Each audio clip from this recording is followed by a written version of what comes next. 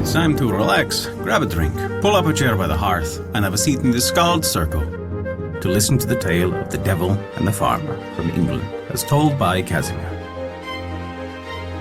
As a special treat, this story is being told in the style of our live in-person shows. While this means the story may not be as word for word as transcribed, we are certain you will love it. Before we begin our story, we wanted to remind you that we release new tales for free every week. Our tales are released on Wednesdays. Find out where you can hear them on our website at thescaldcircle.com. And be certain to subscribe to us on Apple Podcasts, Google Podcasts, Podbean, Spotify, or whatever your favorite podcast app is. That way you'll never miss out on one of our enchanting tales from around the world. Additionally, if you'd like to hear more of our stories and some of our witty banter, this is your reminder that we perform live stories on Twitch every 3 weeks on Thursdays. You can find more information about that on our Facebook page. Just click on the Events tab. In addition to a reminder about our live Twitch shows, we have some exciting news. The Scald Circle will be at the Bristol Renaissance Faire, July 13th and 14th, 27th and 28th, August 10th and 11th, and August 31st through September 2nd. We would love to see you there. The devil once called on a farmer and asked him if he could give him a job. "What can you do?" said the farmer. "Oh, anything about a farm," said the devil. "Well, I want a man to help me thresh a mow of wheat," says the farmer. "All right," said the devil. "I'm your man." When they got to the barn, the farmer said to the devil, "Which do you want to do, thresh or throw down?" "Thresh," said the devil. So the farmer got to the top of the mow and began to throw down the sheaves of wheat onto the barn floor. But as fast as he could throw them down, the devil with one stroke of his flail knocked all the grain out of them and sent the sheaves flying out of the barn door. The farmer thought he'd got a queer sort of thresher man, and as he couldn't throw down fast enough for him, he says to him, "Will you come and throw down?" "All right," said the devil. So the farmer got down off the mow by the ladder, but the devil, he just gives a leap up from the barn floor to the top of the mow without waiting to go up the ladder. "Are you ready?" says the devil. Yes," says the farmer. With that, the devil sticks his fork into as many sheaves as would cover the barn floor and throws them down. "That'll do for a bit," says the farmer. So the devil sat down and waited till the farmer had threshed that lot, and when he was ready again, he threw another floorful. And before night they'd finished dressing the whole mow of wheat. The farmer couldn't help thinking a good deal about his new man, for he'd never seen such a one before. He didn't know it was the devil, because he took care not to let the farmer see his cloven hoof. So in the morning he got up early and went and spoke to a cunning man about it.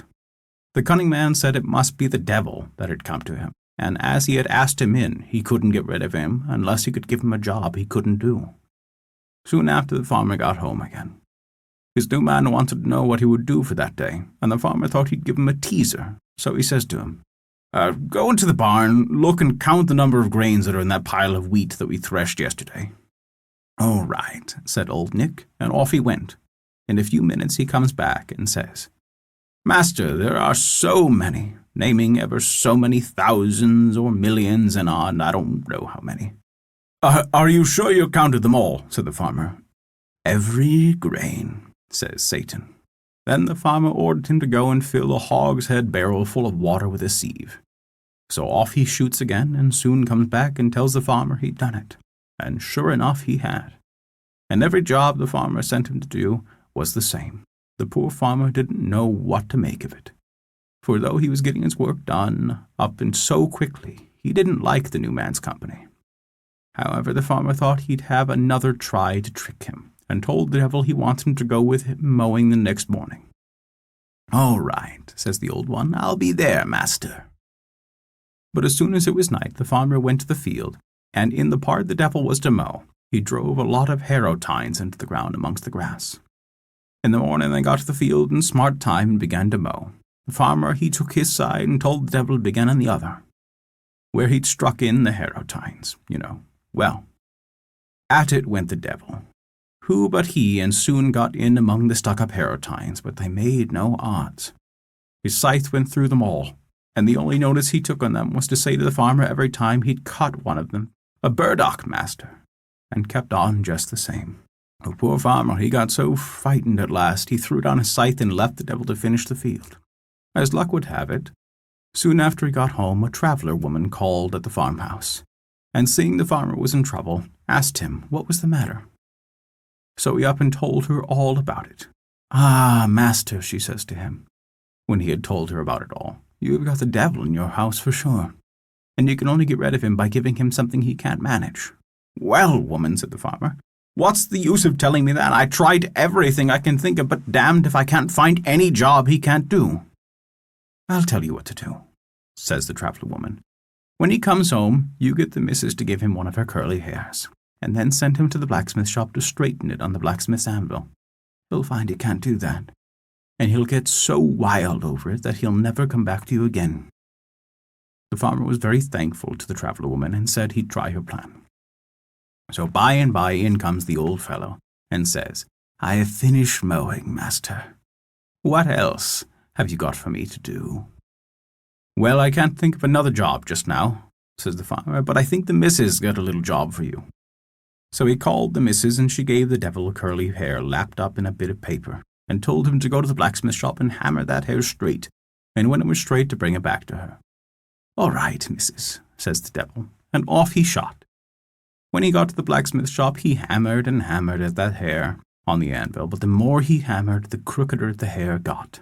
So at last he threw down the hammer and the hair and bolted, and never went back to the farmer again.